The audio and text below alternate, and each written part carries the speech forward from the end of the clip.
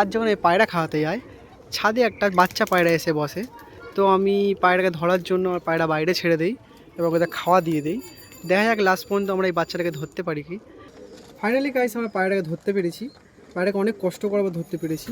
দেখো চারিদিকে অন্ধকার হয়ে গেছে, এত অন্ধকার হওয়ার পর আমরা পায়রাটাকে ধরতে পেরেছি।